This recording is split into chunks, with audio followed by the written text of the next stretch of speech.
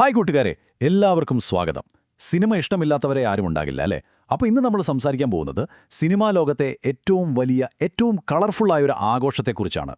നിറയെ താരങ്ങളും വലിയ റെഡ് കാർപ്പറ്റും ആ തിളങ്ങുന്ന സ്വർണ്ണ പ്രതിമയുമൊക്കെയുള്ള ആ ഒരു ഗംഭീര രാത്രിയെക്കുറിച്ച്.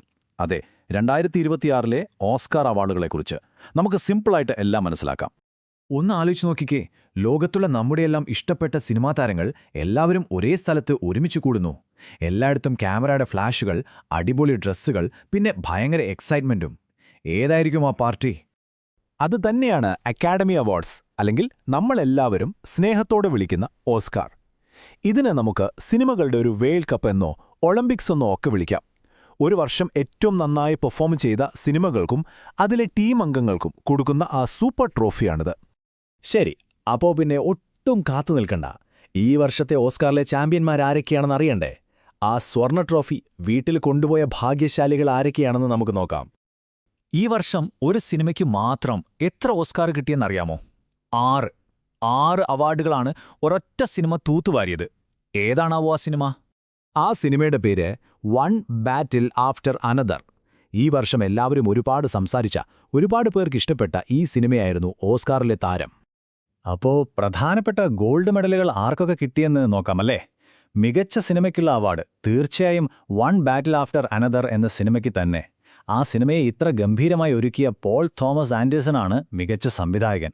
ഇനി ആക്ടിംഗിലേക്ക് വന്നാൽ, സിന്നേഴ്സ് എന്ന സിനിമയിലെ കിടിലൻ പ്രകടനത്തിന് മൈക്കിൾ ബി ജോർഡൻ മികച്ച നടനായി.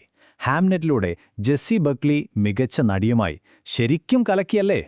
ഈ വർഷത്തെ ഓസ്കർ വെറുമൊരു അവാർഡ് കൊടുക്കൽ മാത്രമായിരുന്നില്ല കേട്ടോ. കുറെ പുതിയ റെക്കോർഡുകൾ കൂടി അവിടെ ഉണ്ടായി. ഓസ്കാറിന്റെ ചരിത്രത്തിൽ തന്നെ ആദ്യമായിട്ട് നടന്ന ചില കാര്യങ്ങളുണ്ട്. എന്തൊക്കെയാണെന്നറിയാൻ റെഡിയല്ലേ? ഇതൊരു സർപ്രൈസായിരുന്നു. ആദ്യമായി ഒരു K-pop പാട്ടിന് ഓസ്കാർ.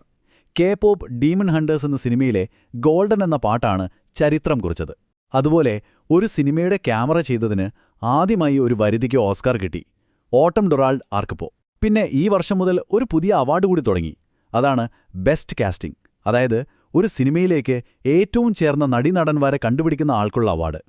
ഈ ഓസ്കാർ എന്നൊക്കെ കേൾക്കുമ്പോൾ ഇത് നമുക്കൊന്നും കിട്ടാത്ത എന്തോ വലിയ സംഭവമാണെന്ന് തോന്നുന്നുണ്ടോ? ഹേയ്, അങ്ങനെയൊന്നുമില്ല. നമ്മുടെ ജീവിതത്തിലും ഇതുപോലത്തെ ഓസ്കാർ നിമിഷങ്ങളൊക്കെയുണ്ട്. അതെങ്ങനെയാണെന്നല്ലേ ഞാൻ പറഞ്ഞുതരാം. നമ്മുടെ സ്കൂളിലെ ആനുവൽ ഡേ ഓർത്താ മതി. സംഭവം സിമ്പിളാ. ഓസ്കാറിലെ മികച്ച നടൻ, നടി എന്നൊക്കെ പറയുന്നത് നമ്മുടെ സ്കൂളിലെ ബെസ്റ്റ് അത്ലറ്റിനെ പോലെയാണ്. ഏറ്റവും നന്നായി പെർഫോം ചെയ്യുന്നയാൾ. മികച്ച പാട്ടിനുള്ള ഓസ്കാറോ, അത് നമ്മുടെ സ്കൂളിലെ ബെസ്റ്റ് സിംഗറിന് കിട്ടുന്ന സമ്മാനം പോലെ. ഇനി ആരാ മികച്ച സംവിധായകൻ?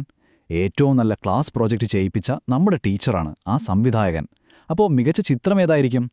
ബെസ്റ്റ് ഓവറോൾ പെർഫോമൻസുള്ള ക്ലാസ്സിന് കിട്ടുന്ന ട്രോഫി പോലെ. എങ്ങനെയുണ്ട്? അതുപോലെ ഒരു സിനിമ എന്ന് പറയുന്നത് നമ്മുടെയൊക്കെ ഒരു ഗ്രൂപ്പ് പ്രോജക്റ്റ് പോലെയാണ്. ഒരാൾ വിചാരിച്ചാൽ നടക്കില്ല. ഒരു ടീം വർക്കാണ്. അതിൽ ഡയറക്ടർ ടീം ക്യാപ്റ്റനെ പോലെയാണ്. നടീനടന്മാർ നമ്മുടെ പ്രോജക്റ്റ് പ്രസന്റ് ചെയ്യുന്നവരെ പോലെയും, ക്യാമറാമാൻ നമ്മുടെ പ്രോജക്റ്റിനു വേണ്ടി ചിത്രങ്ങളും ചാർട്ടുകളും വരയ്ക്കുന്നയാളെപ്പോലെ, പാട്ടെഴുതുന്നയാള് നമ്മുടെ പ്രോജക്റ്റിന്റെ തീം സോങ് ഉണ്ടാക്കുന്ന കൂട്ടുകാരനെ പോലെ, പിന്നെ കാസ്റ്റിംഗ് ഡയറക്ടറോ, അത് നമ്മുടെ ഗ്രൂപ്പിലേക്ക് ഏറ്റവും മിടുക്കന്മാരെ തിരഞ്ഞെടുക്കുന്നയാൾ. അപ്പോൾ 2026 ഓസ്കാറിനെക്കുറിച്ച് നമ്മൾ ഒരുപാട് കാര്യങ്ങൾ സംസാരിച്ചു അല്ലേ? ഇതിലെ പ്രധാനപ്പെട്ട പോയിന്റുകളൊക്കെ നമുക്ക് പെട്ടെന്ന് നോടിച്ചു നോക്കിയാലോ? ഈ ചാർട്ടിലേക്കൊന്ന് നോക്കിക്കേ. ഈ വർഷത്തെ ഏറ്റവും വലിയ താരം വൺ ബാറ്റിൽ ആഫ്റ്റർ അനദർ ആണ്. 6 അവാർഡുകളാണ് അവർക്ക് കിട്ടിയത്. തൊട്ടു പിന്നാലെ സിന്നേഴ്സ് എന്ന സിനിമ 4 അവാർഡുകൾ നേടി. നമ്മുടെ K-pop പാട്ടുള്ള K-pop ഡീമൺ ഹണ്ടേഴ്സ് 2 അവാർഡുകളും സ്വന്തമാക്കി. അപ്പോൾ കൂട്ടുകാരെ, നിങ്ങളുടെ ഏറ്റവും ഇഷ്ടപ്പെട്ട സിനിമയ്ക്കോ നടനോ നടിക്കോ ഈ വർഷം ഓസ്കാർ കിട്ടിയോ? എന്റെ ഇഷ്ട സിനിമയ്ക്ക് കിട്ടിയില്ലാട്ടോ, പക്ഷേ സാരമില്ല, അടുത്ത വർഷം കിട്ടുമായിരിക്കും. നിങ്ങളുടെ ഫേവററ്റ് ഏതാണെന്ന് മറക്കാതെ താഴെ കമന്റ് ചെയ്യണം. മറ്റൊരു അടിപൊളി വിഷയവുമായി നമുക്ക് വീണ്ടും കാണാം. അതുവരെ ബൈ ബൈ.